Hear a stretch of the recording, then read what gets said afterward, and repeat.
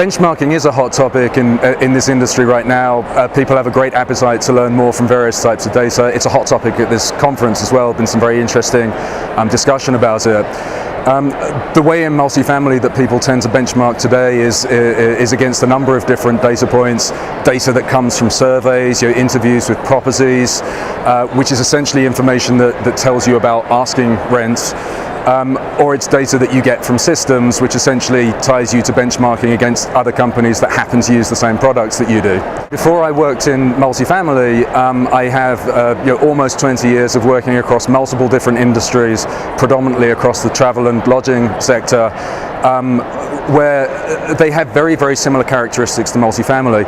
Fundamentally, whether it be an airline seat, a hotel room, a rental car, or a multifamily unit, all of those businesses essentially sell a space in time. That's what they all do. That's how they all generate revenue. And all of those industries have their metrics. RASM in the airline industry, RevPAR in the hotel industry, which clarifies the revenue performance on each of those units.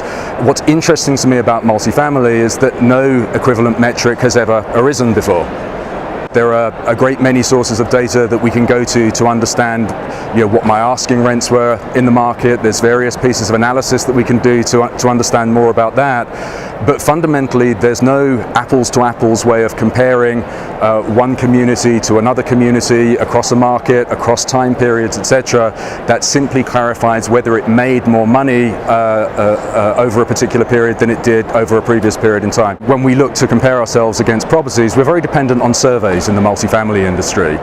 To take a best practice from the lodging industry, where surveying is not a common practice at all, for more than 20 years now, they've had a data exchange for the industry, a single place where the data is stored, with a single curator that manages that data, that enables anyone who wants to exchange competitive information with their competitors under certain rules. When you have that structure in place, you can compare apples to apples, and you can suddenly know exactly how I did relative to my comps.